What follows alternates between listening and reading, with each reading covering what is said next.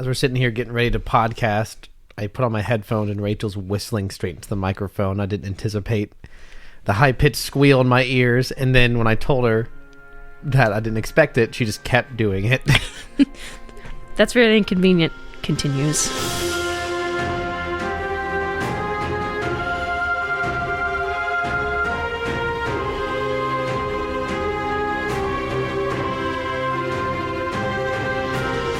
Well, it's Wednesday night, and that must mean it's Starformers night. Welcome to Rebels and Robots, Episode 7, and we are here tonight to talk about Bad Batch, Episode 10. And before that, as always, just miscellaneous thoughts and whatever. One day we'll watch a Transformers episode. One night, she tried to get me to watch it tonight, and You I don't know why. I chickened out. I was too afraid. You chickened out. Perhaps. Because I said, do you want to watch an episode of G1 tonight? And you went, let me think about it. And I said, of my choosing? That might have been the death sentence phrase. That actually made me more interested, but this particular week, with how many memes you said you have to share. I do have a lot of memes. I felt like I wanted to be able to save time for that. Lame. Well, to start off, I've had a good amount of Star Wars interaction this week because I started showing my fiance The Mandalorian. Oh! Which I have not watched any of since it first came out in late 2019, early 2020. And one, I had a funny thought. As we were watching one of the first episodes, I was just thinking through the timeline, and I was probably thinking about just like the start of season 3 and what that's going to be like. And I just suddenly say out loud, the moment I have the thought, I say it out loud. Oh my gosh, we have to watch Boba Fett. Because if I wanted to be able to watch season 3, you have to watch. It just popped into my brain. I just wasn't anticipating having to show her that. Sorry. No, go ahead. Speaking of Mandalorian, Jon Favreau did an interview saying that they've already started writing season 4. Yeah, I saw that. And I'm like, it's not too surprising. I mean, yeah. It's a continuing, ongoing thing. I don't know at what point you plan for a show to end, but if they feel like there's more story to it, I would hope that they know when it comes to its natural end. Last episode is just Din having to deal with politics. Like we saw with Satine do.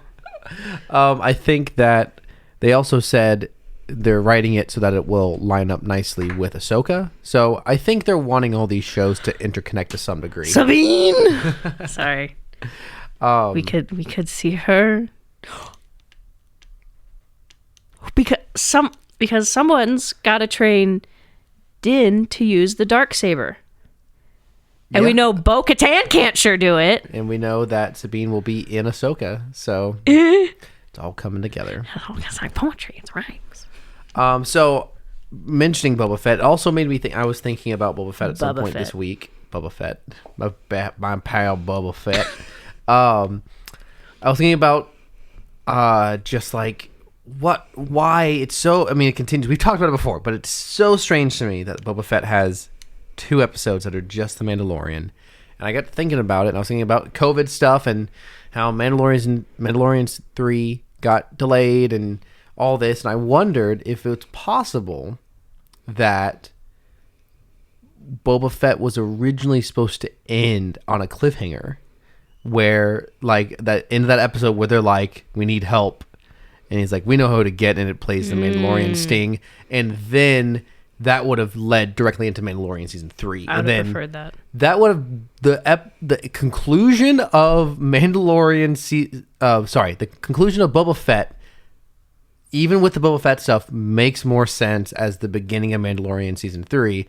And so one of 2 thoughts I had in my head. At one point, was it supposed to, this Boba Fett show supposed to end earlier, and they just kind of moved up some of the story stuff to be in that show? Maybe Pedro wasn't even ever in the suit. I mean, he just recorded his lines. Entirely possible. At any given time, it's entirely possible. And except for the moment where they take off his helmet, then it's not really possible for that not to be him. Do they do that in Boba Fett? Not in Boba Fett. Oh, that's what I was talking about. Maybe Pedro was the real friends we had along the way. I don't know. Maybe he wasn't actually ever in the suit for Boba Fett. Just record his lines in like a car somewhere and set him to Jon Favreau. That's how you get that nice tinny sound from behind his helmet. from like his airplane or private jet, whatever.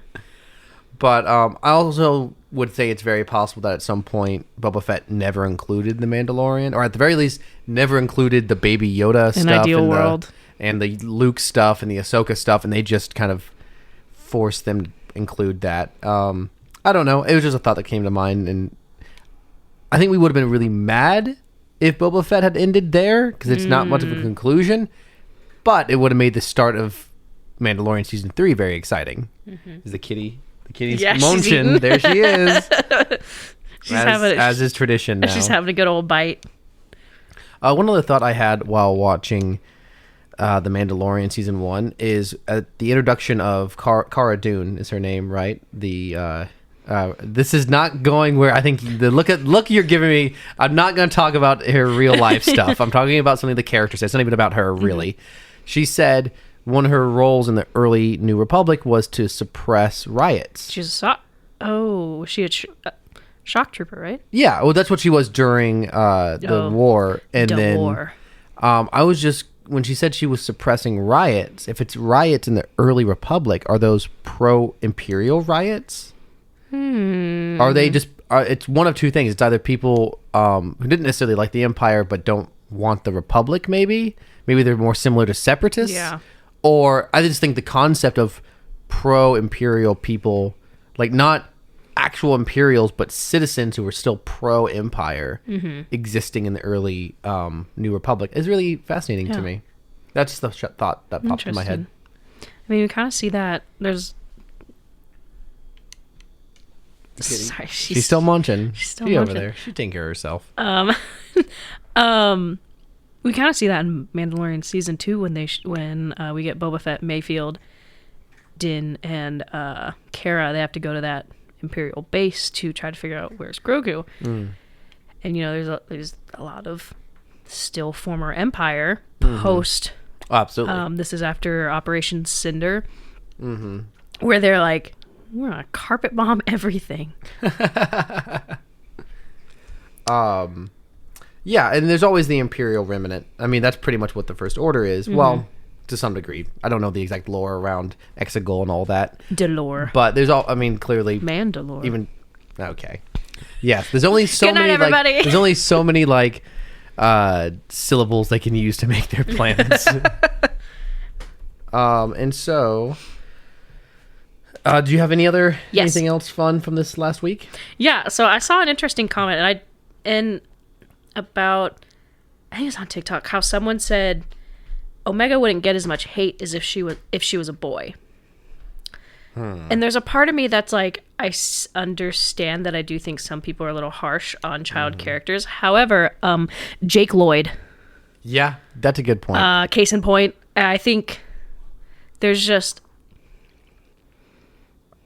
I think just sometimes people just don't like kid characters. And so I don't really read a lot of stuff online about what people think about Star Wars. Are people hard on Omega? I really haven't seen too much since it first came out when people are like, why is there a child? I haven't seen too much about it.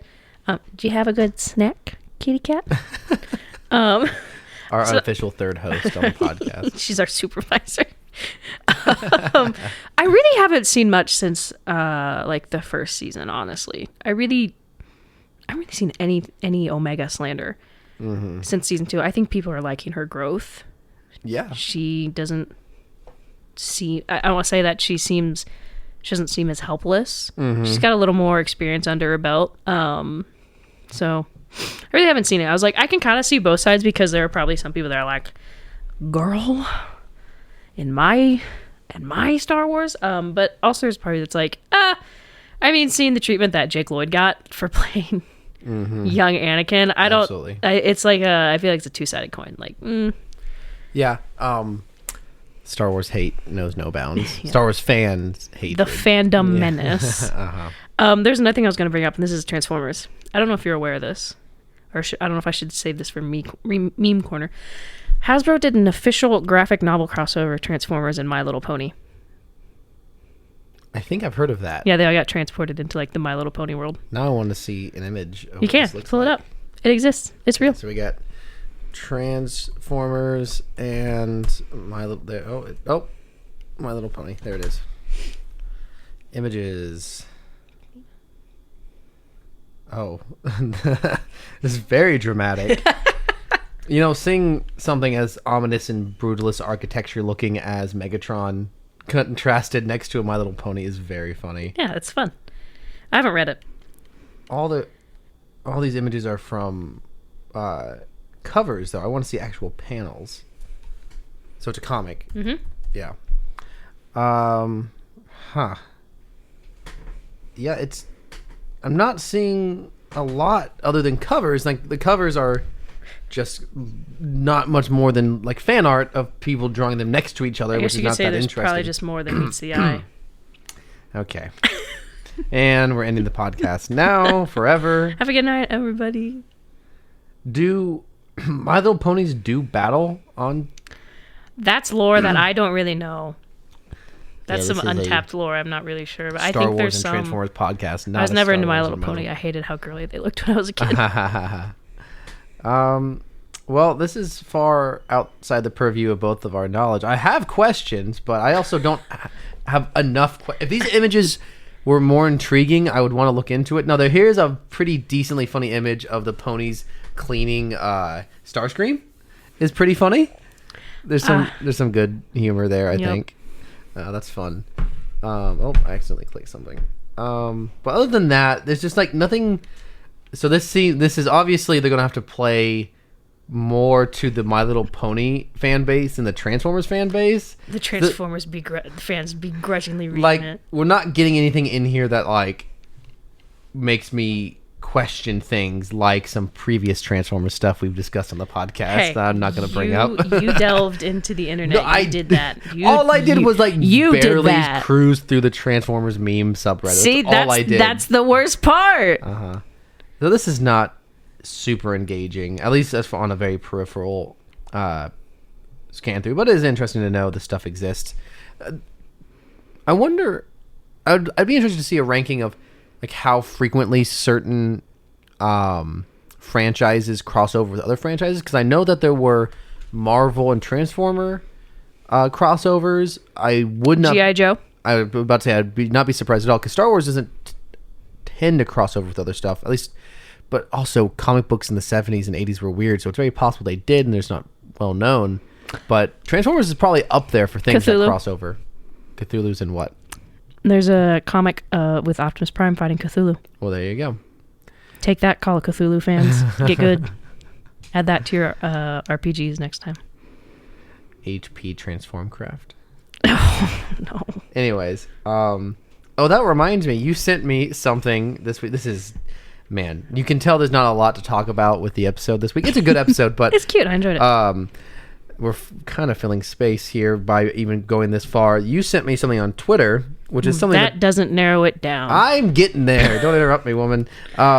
So... Can we clip that? You just clip that without any context. It's something that has plagued the internet for close to decades now. Find your Transformer name. Oh. Choose your birth month and your favorite color. Mine is Wave Shadow. I don't remember what. Which is super generic, and I don't like it. Did you notice there's 2 purple categories in favorite color? They have purple twice on there? Yeah. That's hysterical. Mine. Oh my gosh, that's so funny. Mine is Shock Dread, which is pretty cool. What was your name again? Shock Dread. That's pretty good.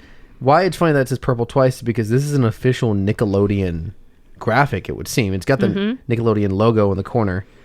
And I think that oversight is very funny. Yeah, why is yours so much cooler than mine? Good. Who is this? Do you know who this is? This Transformer that's on this graphic? Is that the one from the new movie? No, that's from the new show Earthspark, and I can't remember their name. No, that's not Mirage. Okay, it's an entirely new Okay, character. that I just was can't the remember only whose thing I name it wanted is. to know. I don't care who it is. I just was curious if it was Mirage. No, it's not Pete Davidson. Feet Davidson. Okay. Okay, so you had also a little Transformers, Star Wars related accident this week. You sent me something that happened in your office.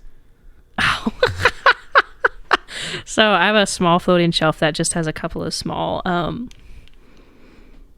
Legos on it. I can't remember what kind of brand they are. It's Lego brand, but it's the little like tiny mini starships that come with like characters. And I came into work on Monday and my shelf had fallen and scattered them all over the floor. And it was just devastating because I was like, the casualties! And fortunately, there weren't too many damages. But well, that's good. But man, that makes me flash back to for my birthday in like 3rd or 4th grade. I got the Obi-Wan versus Anakin Mustafar Lego set, and it's a pretty big set, especially for a 3rd or 4th grader. And I had it put up on a highest shelf in a safe place. And I come home one day, and at some point, like my older brother, I believe, had like thrown something, and it had hit it and knocked it over, and pieces went everywhere, and I never got it back together again. Oh, have you seen the video? You know how you can buy like that $500 Star Wars like Star Destroyer? It's huge. It's like thousands of pieces. Have you ever seen the video of some guy throwing it off a balcony? Yes, I have. It's pretty satisfying to see someone else do it to something they built. Yeah. Anyways, I don't know if the rest of mine are mostly just memes. I have some interesting tidbits that aren't really, I don't think they're necessarily memes. Yeah, well, might as well just save it for the meme minute. Save it for the meme half of this episode. Yeah, meme minute, but it's longer than a minute anyways. We'll go ahead and switch over to talk about this week's episode of The Bad Batch. You mean the Gonky Batch? Oh, he is a star of this episode for sure. Finally! So we are on episode 10. How in the world did we get an episode that focuses more on Gonky than we ever did about Echo? That's great. So we are on episode 10 called The Retrieval. It picks up from where we left off last week, and they're still on this yee backwater planet. That narrows it down. Yeah, on the mining planet. And they're sitting in their woes. Kind of sad. Yeah, it's in real life. It's now been 42 days since a crosshair incident. Oh my gosh, I know. I was just thinking that. So currently, we're on episode 10. So we've only had 10% crosshair this season. That is almost the best ratio that I could have asked for. Because he's more than 10% of the original Bad Batch. It's originally 5 people, right? No, just the 4 of them. Echo made 5. Okay, well, at the beginning of the show, so the Bad Batch. Oh, okay, yeah. And he's 25%, 20%, yeah. So that's good. I love it. I'm loving it. Anything sub 20%. It'd be perfect if we got 0, but we can't have everything. So we start off, and they're like, "Oh boy, what are we gonna do?" And I was finally glad that someone finally realized Gonky. Yeah. That was what we brought up last week. We were like, what about Gonky? Took them long enough. And they're all acting like they love him and they're happy to see him. And they're like, he's more than a droid to me. Well, clearly not. Clearly not that much. Is kind of vaguely threatening. So Benny, the kid who stole the ship, Gonky's just Benny! like... Benny! Oh. Benny in the jet. I'm sorry. Okay, good night, everyone. I'm just going to... Eventually, the podcast is going to abruptly end and cut straight to the music. Or, what up? Man, both original Star Wars movies have great cut to credits music. And both of the movies that inform this podcast, Star Wars and Transformers. Okay. Either to choose from. I was going to say, wow, which Star Wars movie had Linkin Park? Was it Solo? Oh, man. I would have died. I would have just died and ascended to heaven right there. Anyway, he's trying to coax me into singing at this point after I insulted your singing last week. Anyways, I thought it was really funny when Gonky is just quietly approaching Benny in the driver's seat. I thought it was rather threatening of him. Yes, it felt like are we going to do it? Are we going to get what we printed last week and Gonky just murders him? Like how, R2 can like electric shock people. Mm-hmm. He just has a knife. Just a little shiv that comes. Clink. So Benny, our young man who stole the ship, who doesn't have feathers for heads, it was just part of his helmet. Yeah. Very disappointing. Lack of Deceptive. alien representation in this episode. The actor's name is This Yuri series. Lowenthal, Yeah. which sounds a lot like Lothal. It's like poetry. Right. I've said that like 4 times today. And you said he was like 50 years old. I'm not Yeah, he's 51. Yeah, let's see. He's Born in a lot of 1971. So yeah, he's 50. He's in a lot of stuff, but I think mostly is like accompanying like extra voices. And he is the voice of Spider-Man in the Spider-Man PS4 video game. Mm-hmm. He's in Young Justice. Pretty big. And anything else notable that he's worked on? Has he played a Transformer ever? No, he's in Big Hero 6 as additional voices and then like a bunch of different Ben 10 shows. So long list though. He's worked. Swan Princess. He's got multiple. He's got Swan. 784 credits to his name on IMDb. That is holy wild. crap. He's in a couple of anime dubs. He is in Transformers Robots in Disguise as Glacius. I have not actually seen that one. But it always happens. You can almost always find I think I watched the first episode of that and I was like, I'm going to take a break. And I just never got back to it. Do you know who Glacius is? No, not a clue. Let's I think that might be unique to... Let's get some Transformers content on this Transformers podcast. He's like not a Transformer looking. I mean, he looks like something else. He's like an ice dude. Let me see. I really hope there's some like hardcore Transformers fan that comes across this podcast and gets really mad at me for like having no idea what this is. Hey, a fun fact. That says Killer Instincts Wiki. Oh, shoot. Thank you. Yep. Okay. Transformer. There you go. I haven't seen too much of the show, but I know that's not the style. Okay, there he is. That's very... he is ice-based, though. That's just Reg Ice from Pokemon. There seems to be an ice and fire guy in this show. So... I thought that said sweaty. Swelter I don't know glacious. really anything about Robots in Disguise. It's like... I've heard it's like a spiritual successor to Transformers Prime, but we don't gotta talk about that. Okay, so not much going on there. So they realize, oh shoot, Gonki, and they're like, Gonki, like it doesn't help us, but she's Omega's like, well, we can track him, and no one else thought of that. No one thought of our boy Gonk. They've been, who knows how long, Rex. I mean. My brain did the clone names lottery, and it came up with the wrong one. Of all the 1,250,000, I still can't come up with the right name. it's a lot of bingo balls.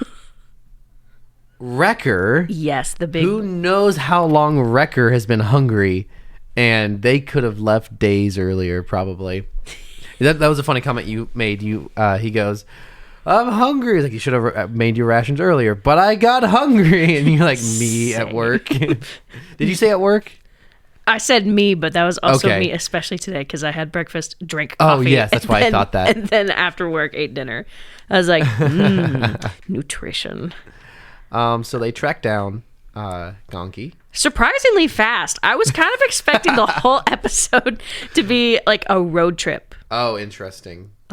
This story is not strong enough to support a 3-parter. No. If it had been Clone Wars, it would have been 4. That's my side tangent. That's really my only qualm. Yeah. With Clone Wars. That's why I don't love it as much as I love Rebels. Anyways, so they find Benny. So he has sold the ship to a slumlord. Very Oliver Twist-esque figure. Himself's not like Oliver Twist, but like, I don't know enough about Oliver Twist to really name any names, but he's got all these kids working in the mines for him, for the children. They yearn for the mines. I've just seen too many jokes about how kids love Minecraft, and so there's just this like phrase that gets around that the children yearn for the mines. So they find Benny. Tech and Hunter scare him, and he tries to escape and then gets clotheslined by Wrecker. Now, me personally, that probably just would have knocked me out. I'd have been down and out for the count of the episode. And he tries to run away, and Omega holds him at arrow point. She's got some good trigger discipline. Yes, good point. She could have killed him. I think perhaps pre-Bad Batch show, they may not have hesitated to kill him. I won't hesitate. I think they were a lot more on edge during the Clone Wars, I think. I think they've softened up. That's a kid show. So fun fact. So this slumlord, his name is Mako. And so there was kind of a reveal of him. Have we seen this character before? I have no idea who that is. It's made it seem as though we should know him. But I defer to you on all Clone Wars related things. But the voice of Mako is a man by the name of Jonathan Lipow. He was also the voice of Gungi. You threw me for a second because I was like, voice of Gungi? Yes. That's what it's... That's like when Frank Welker is attributed to as a voice actor, but he's just Totoro. And he was also the announcer. I would guess he was the announcer on the racing episode. Oh. I'm trying to see if he's done anything else interesting. Any Transformers? Transformers War for Cybertron trilogy. He's the voice of Unicron. That requires me to remember things from that trilogy. The game or the show? The show. Okay, that requires me to remember things from that show. Have you seen that one? You showed me a small clip. It looked bad.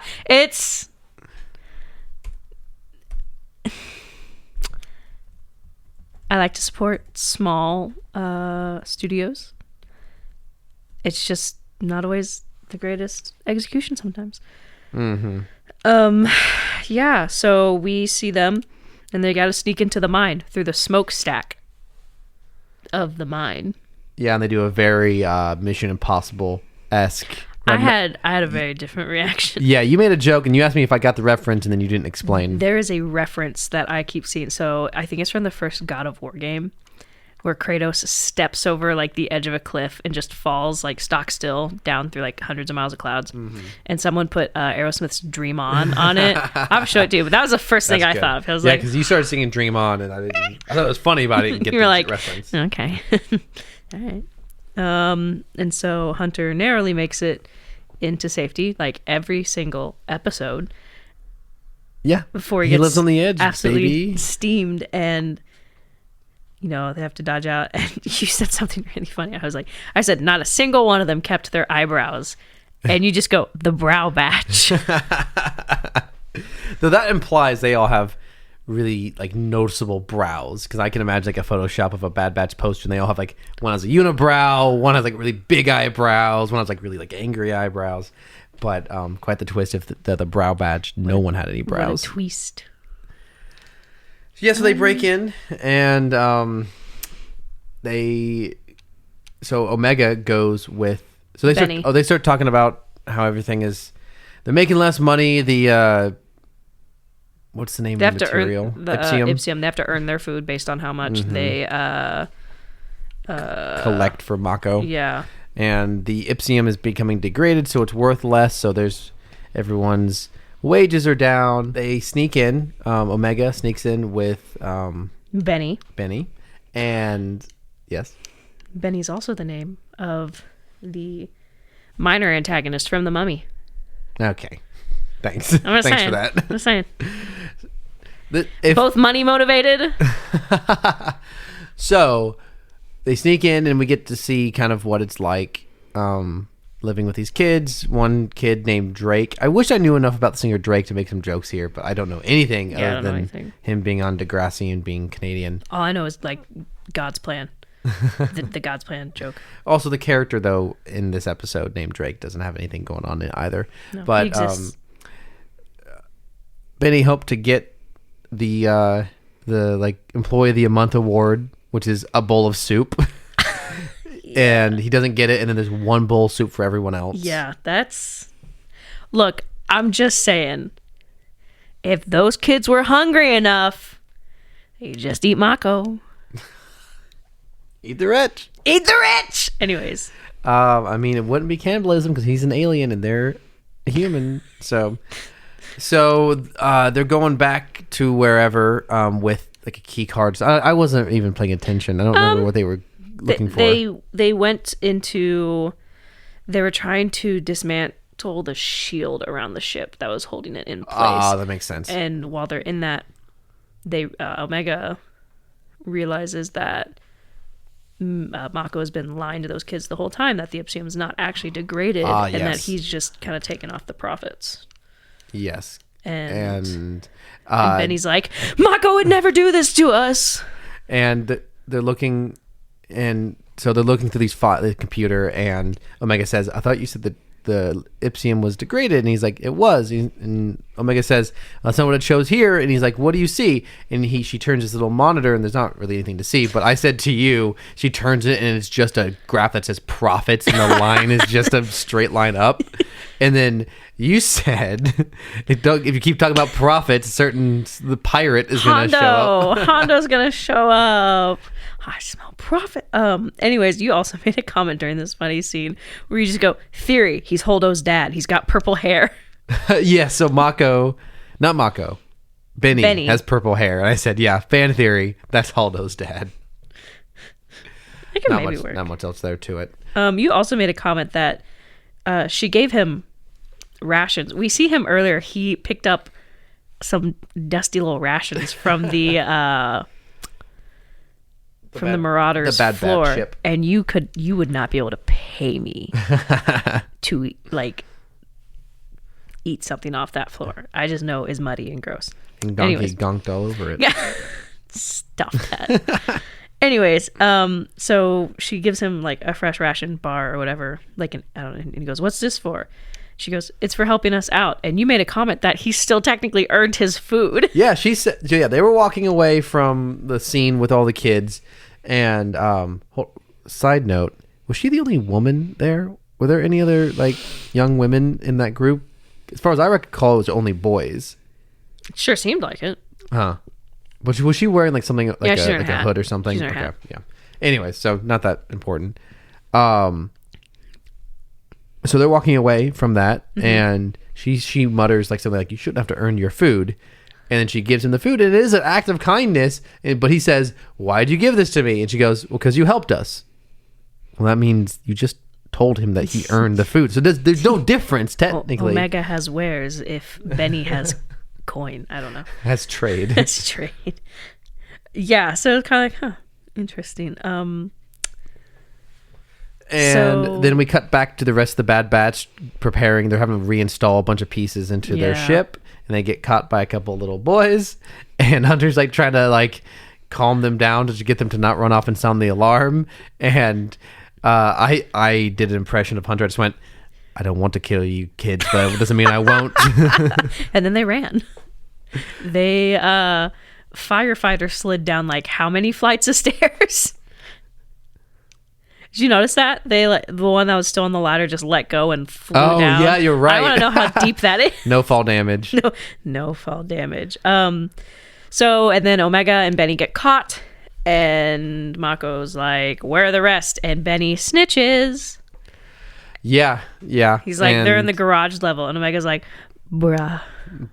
What the heck? So, things... Oh, sorry, I don't... Let's say things converge. Mako's ready to set these kids on the Bad Batch, have them descend upon these grown men, and I don't know, beat them up. Mako's like, you can get 10 years in the mines, however long you last, and he was gonna make them surrender because they're gonna throw Omega into the pit. I'm trying to think. Is she gonna get the Anakin treatment? No. What would happen? What's the best equivalent to getting thrown into the pit? Mm-hmm. So get the Schmeagol treatment. So then Benny comes out and he's like, "Mako's lied to us the whole time," and the other kids are like, "Oh wait, no, we skipped a bit." I don't know. It's kind of hard to tell. So Benny comes out. They lied to us, and the kids are ready to eat the rich, and. They're ready to munch. Hunter rescues Omega. I had a comment that I was like, them putting Omega in danger is just gonna activate the entire Bad Batch's like dad sense or whatever, in Spider-Man Homecoming, whatever the death switch is on the Spider-Man suit, the kill switch or whatever. Yes. Is like that. They're just like they're gonna kill mode. Yeah, kill mode. So they rescue Omega. The kids kind of turn against Mako. Mako, like, I thought he pulls out his walking stick, which I thought was like a crowbar. Yeah, and I thought he was just gonna like clock these kids. Well, he takes one swing and sends himself over the edge. True, yeah. And it says here, a comment on Reddit says Mako deserved to get the Grand Inquisitor. What is that? Oh my gosh, that is the end of season 1 Rebels, the last episode of that season. And this is where Kanan and the Grand Inquisitor are fighting. Ezra's been put out of commission. Kanan thinks he's dead, and Kanan's like, no. And so anyways, they're on Tarkin's Star Destroyer. And they've damaged it at this point. And somehow the Grand Inquisitor ends up hanging over the edge of the railing, like holding on. And, Kanan, being a good man, is like, oh, grab my hand or whatever. And Grand Inquisitor like looks down at the burning ion generator below him, whatever the engine is, and goes, there are some fates worse than death, and then drops into the burning inferno. No, I remember. Refuses to elaborate. Drops into Inferno. Well, Mako's end is not quite as noble or sinister. He just falls. Well, I guess, yeah. And then they leave. They pretty much just leave. And we had to see a cute little moment where Wrecker picks up Gonki and hugs him. Yeah. That was cute. I thought to myself, Gonki, we're glad you're back. We totally didn't forget about you for a week. I think they were only there maybe a couple days. Yeah, I think between the time spent... I just made the joke. They've got 7 days at least between the release of the episodes. The time spent in the cave, traveling to their little town, and then living in that little town. It's probably been 5... I don't know. Couple days at least. It's been too long for them to remember something they supposedly love so much. But there's 2 decent moments. Omega tells Benny... Megan? I said Mega. Tells him that he could be anything. He doesn't have to stay here. But he's like, oh, this is what I know. We can all work in the mines, but we can work for each other. And I said to myself, as Benny, I'm going to die in 6 months from the cancer I've contracted from inhaling Ipsium dust anyways. See, my thought was that is a bold statement to say in an Empire Galaxy. Yeah, you can be whatever you want. Palpatine feels otherwise. We do get a nice moment between Tech and Omega, though. I feel like kind of wrapping up the little 2 arc episode where 2 episode arc. Yeah. Anyways, good night, everybody. She gets up and leaves her own apartment. It's gonna happen one of these days. Anyways, but it's kind of nice to have this moment where Omega's like, these people are horrible. That's my paraphrase.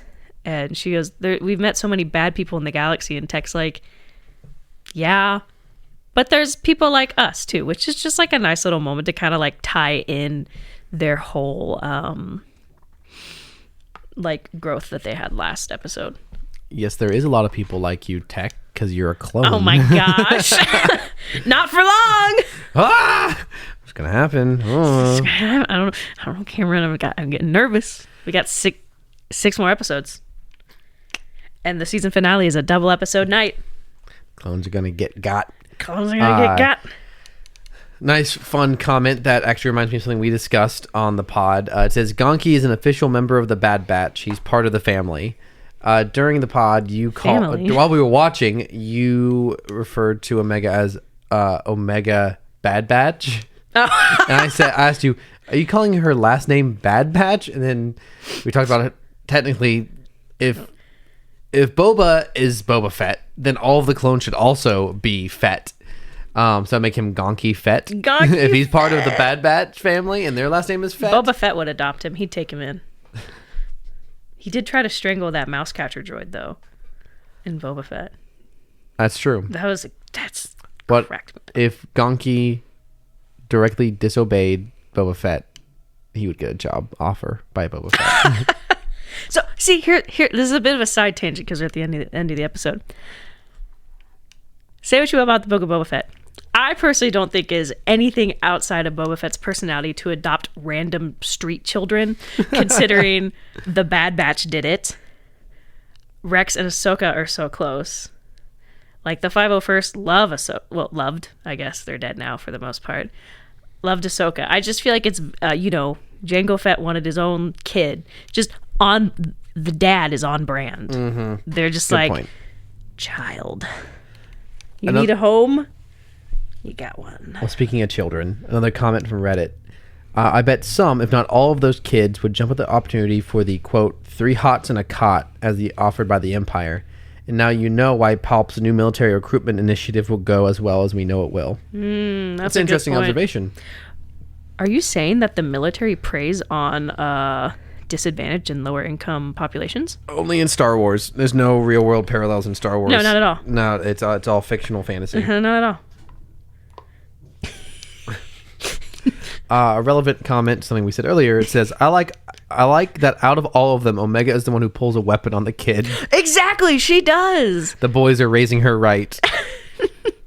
She had a really good moment where the droid attempts to throw her off that bridge, and the droid goes to let her go, and she catches the droid's arm. Oh, interesting. And so the droid lets her go, but she's still holding on. It's kind of like a nice little moment. It says here, the real reason that the Batch keeps Omega around, she's the only one who can justifiably kill children.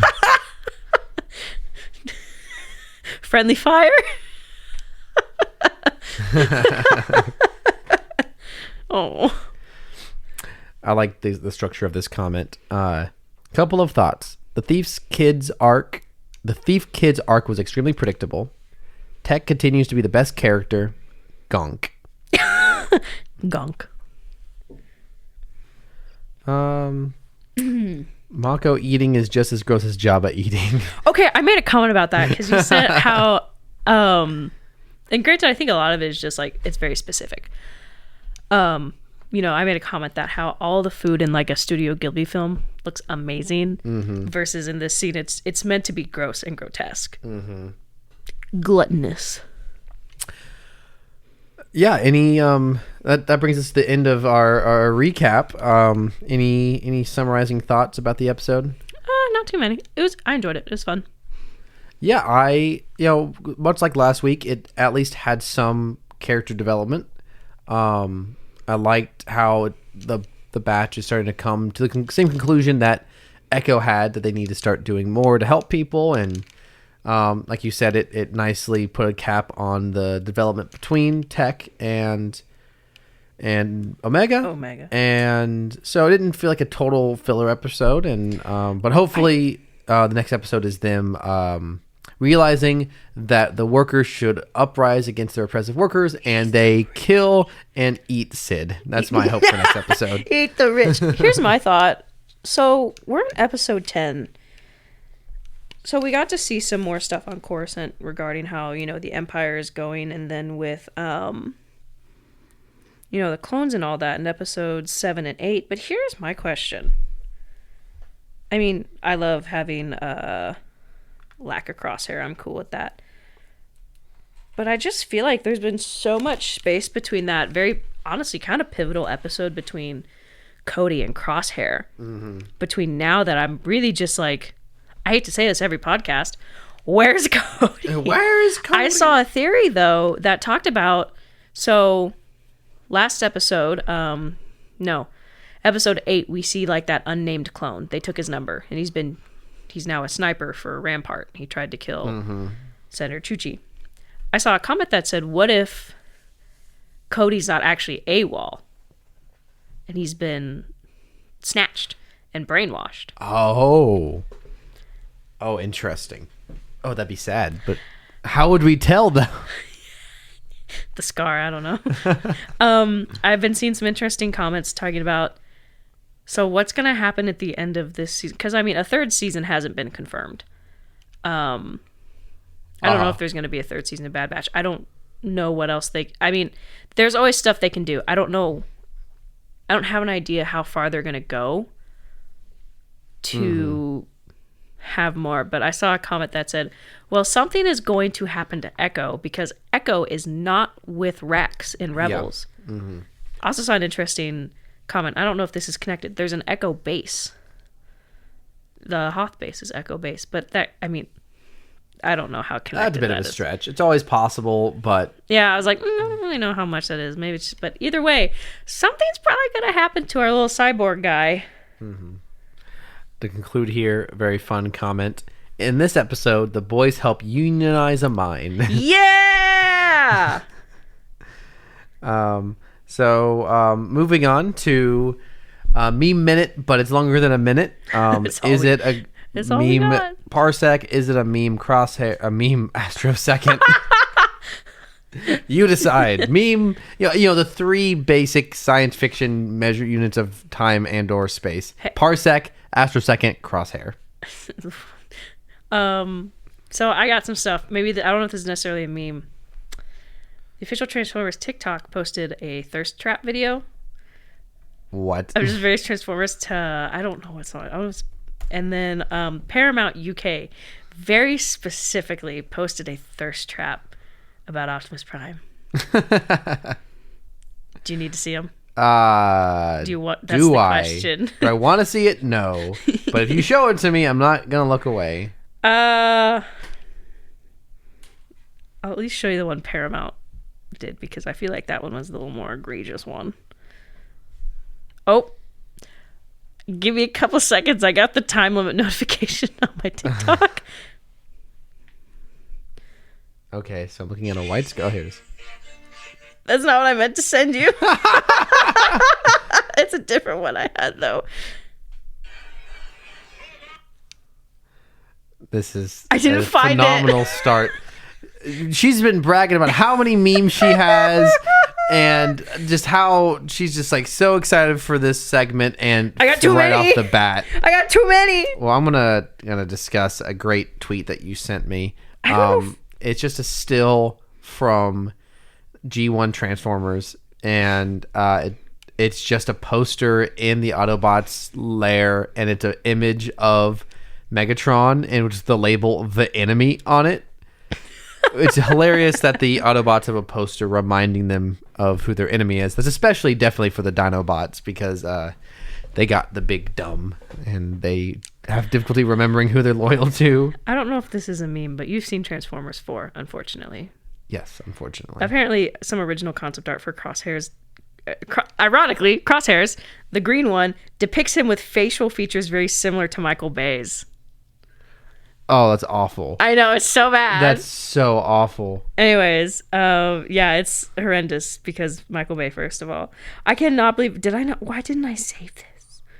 I'm devastated right now that I can't, so I don't know if I'm going to be able to find it. If I do, it'll be in the Twitter, I guess. Oh, man, that makes me so sad. Okay.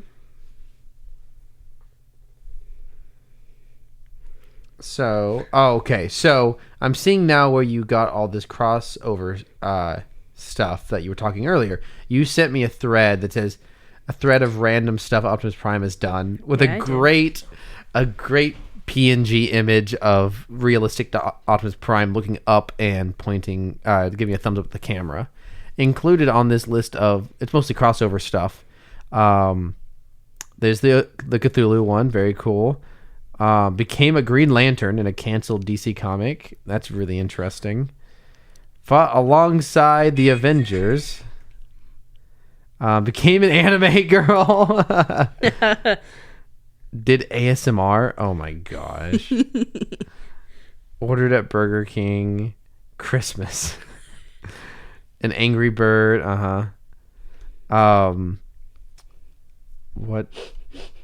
What was the ASMR? What was the one that stuck out to me? Oh, just like if Autobots were real, they would not stop making sounds. Like with all the mechanical, they're just pure machines. So if like you tried to record Optimus Prime talking, he'd be drowned out by the sound of his own body. Anyways. I found it. This is what Paramount Plus posted. The rules have just changed. You had to see it, so now I have to. Or no, I had to see it, so now you do. Big boy. Big boy. That's the text that's coming. Yeah. And it ends with the phrase, I'm coming for you. Yeah. Interesting content you're showing me here. I had to see it, so you had to as well. So anyways, so I found that. I've seen 2 TikToks comparing the Stampede scene to The Lion King. They're both very good. I'll show them to you after, so we don't spend 30 minutes of me just showing you like 40 TikToks. I made this meme. It's this picture of a guy looking. It's like the format where the guy looks very excited, and then the next second he's very sad, and it's like very happy. Rampart getting arrested for destroying Camino and lying about it, and the next sad second, Palpatine immediately blaming the clones who followed his orders.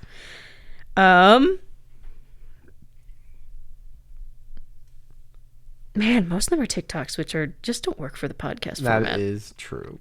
So it's not necessarily a meme, but I thought it was funny. Some poor soul in the Star Wars subreddit said, every Star Wars movie has bad CGI, especially Attack of the Clones and the special editions. So what if Lucasfilm re-releases the movies in an Ultimate Edition where they went back and redid the worst special effects and maybe add and remove a few scenes? So they have some of the creatures from Naboo from Attack of the Clones, and then CGI'd Jabba from A New Hope.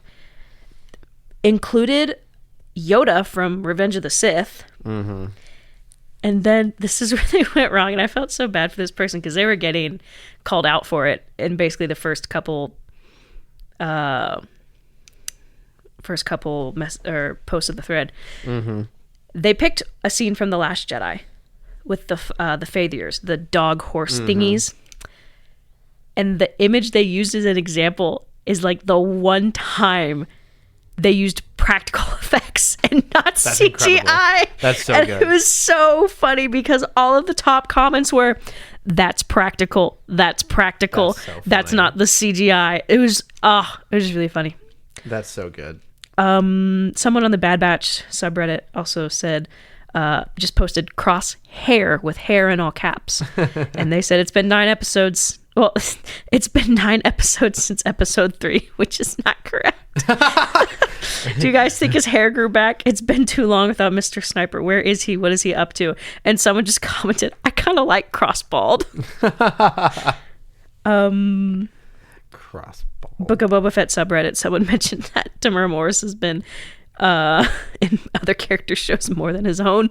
He's in Kenobi. He cameoed as that clone. Yeah. He's in Mandalorian season 2. Yeah. He's gonna be in someone. Now I just have an image of like a great joke of them putting him in one of these animated shows alongside a clone. Oh, he's so voices good. Like maybe a clone like who got like. No, he gets to voice adult animated Boba Fett. Adult? What does that mean? Boba Fett is an adult animated in an animated show. We don't have one yet. But like if they do anything like maybe post Empire Strikes Back. No, I'm just thinking like a clone who like gets his like throat damaged or something, and so he sounds different from the other clones. And it's Tamora Morrison. Actually sounds like a Maori New Zealander. Yeah, exactly. Just like I think there's a good joke there to like put Tamora Morrison in like the Bad Batch, an episode of the Bad Batch. He should be in the Bad Batch because he should be a Boba Fett. Anyways, I saw this image. It's behind the scenes from The Mandalorian with the Mandalorian and the sheriff. They're laughing about something, and it's captioned. And then I took over 3 episodes of his show. This one is Transformers related. I sent Cameron some deep IDW continuity lore about a squiggly straw, and with no context. And how the squiggly straw started the Cybertronian Civil War. And you later changed the reaction to emphasize it because we use iMessage. But I just got a screenshot where you'd put a question mark on it. And so it reads, Cameron questioned Transformers lore IDW continuity. And you know what? Same. Very valid. That's hilarious. This is a meme from episode 8. It's I don't know if this is from SNL.